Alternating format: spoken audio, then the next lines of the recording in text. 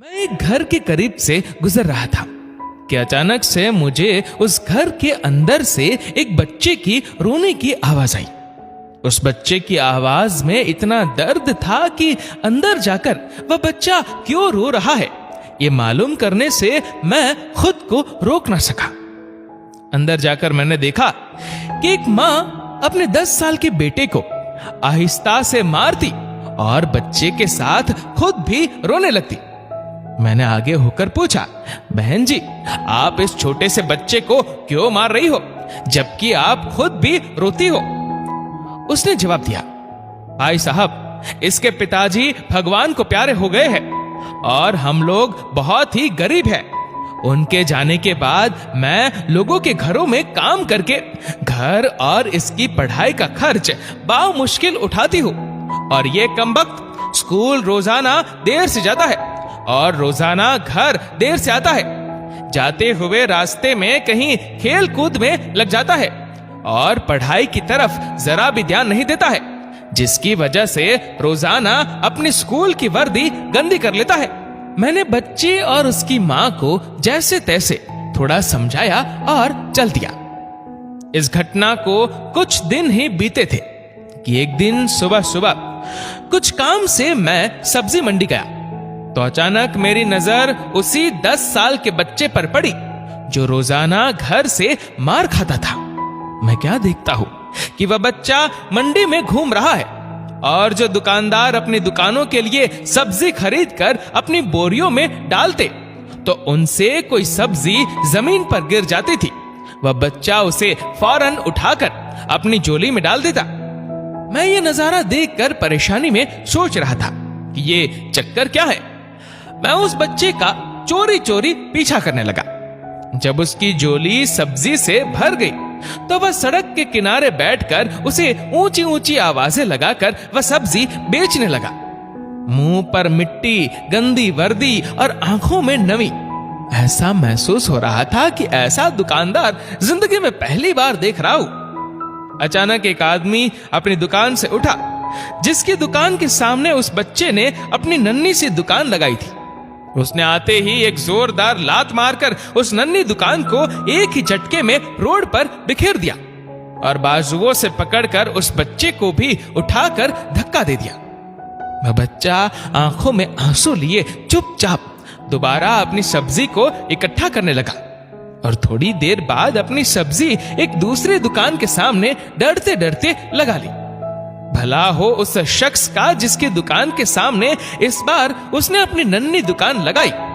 उस शख्स ने बच्चे को कुछ नहीं कहा। थोड़ी सी सब्जी थी, ऊपर से बाकी दुकानों से कम कीमत। जल्द ही बिक्री हो गई और वह बच्चा उठा और बाजार में एक कपड़े वाली दुकान में दाखिल हुआ और दुकानदार को वह पैसे देकर दुकान में पड़ा अपना स्कूल बैग उठाया और बिना कुछ कहे वापस स्कूल की ओर चल पड़ा और मैं भी उसके पीछे पीछे चल रहा था।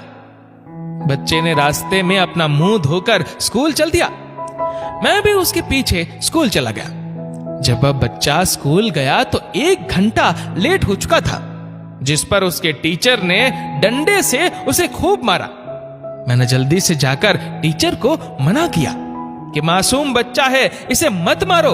टीचर कहने लगे कि ये रोजाना 1-1.5 घंटे लेट से ही आता है और मैं रोजाना इसे सजा देता हूँ कि डर से स्कूल वक्त पर आए और कई बार मैं इसके घर पर भी खबर दे चुका हूँ। खैर, बच्चा मार खाने के बाद क्लास में बैठकर पढ़ने लगा। मैंने उसके टीचर का मोबाइल नंबर लिया और घर की तरफ चल दिया। घर पहुंचकर एहसास हुआ कि जिस काम के लिए सब्जी मंडी गया था वह तो भूल ही गया। मासूम बच्चे ने घर आकर मां से एक बार फिर मार खाई। सारी रात मेरा सर चकराता रहा। सुबह उठकर फौरन बच्चे के टीचर को कॉल की कि मंडी टाइम हर हालत में मंडी पहुंचे और वो मान गए। सूरज निकला और बच्चे का स्कूल जाने का वक्त हुआ और बच्चा घर से सीधा मंडी अपनी नन्ही दुकान का इंतजाम करने लगा। मैंने उसके घर जाकर उसकी माँ को कहा कि बहन जी, आप मेरे साथ चलो, मैं आपको बताता हूँ आपका बेटा स्कूल क्यों देर से जाता है। वह फौरन मेरे साथ मुंह में ये कहते हुए चल पड़ी कि आज इस लड़के की मेरे हाथों खैर नहीं, छोड़ूंगी नहीं उसे आज। मंडी में लड़के का टीचर भी आ चुका था। हम तीनों ने मंडी की 3 जगहों पर पोजीशन संभाल ली और उस लड़के को छुप कर देखने लगे।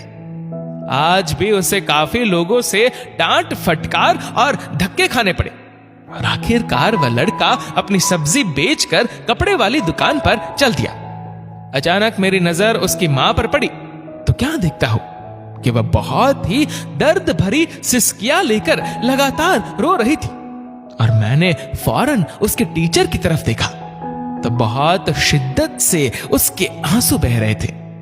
दोनों के रोने में मुझे ऐसा लग रहा था जैसे उन्होंने किसी मासूम पर बहुत जुल्म किया हो और आज उनको अपनी गलती का एहसास हो रहा हो। उसकी मां रोते रोते घर चली गई और टीचर भी सिसकियां लेते हुए स्कूल चला गया। बच्चे ने दुकानदार को पैसे दिए और आज उसको दुकानदार ने एक लेडी सूट देते हुए कहा कि बेटा, आज सूट के सारे पैसे पूरे हो गए हैं, अपना सूट ले लो। बच्चे ने उस सूट को पकड़कर स्कूल बैग में रखा और स्कूल चला गया। आज भी वह 1 घंटा देर से था। वह सीधा टीचर के पास गया और बैग डेस्क पर रखकर मार खाने के लिए अपनी पोजीशन संभाल ली और हाथ आगे बढ़ा दिए कि टीचर डंडे से उसे मार ले। टीचर कुर्सी से उठा और फौरन बच्चे को गले लगाकर इस कदर जोर से रोया कि मैं भी देखकर अपने आंसुओं पर काबू न रख सका। मैंने अपने आप को संभाला और आगे बढ़कर टीचर को चुप कराया और बच्चे से पूछा कि ये जो बैग में सूट है वह किसके लिए है।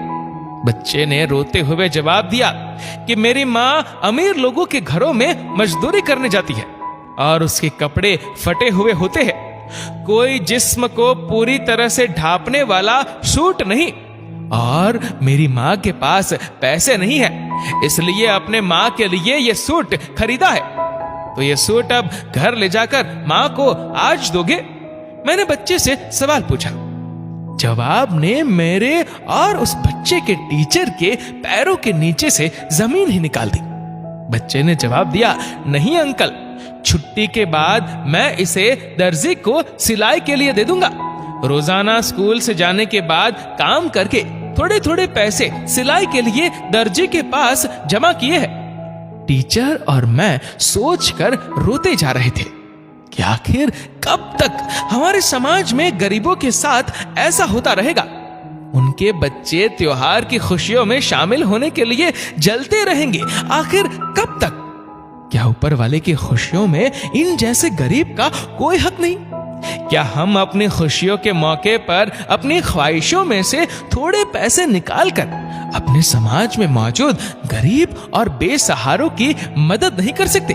अगर हो सके तो इस वीडियो को उन सभी सक्षम लोगों को बताना, ताकि हमारी इस छोटी सी कोशिश से किसी भी सक्षम के दिल में गरीबों के प्रति हमदर्दी का जज्बा ही जाग जाए और यही वीडियो किसी भी गरीब के घर की खुशियों की वजह बन जाए।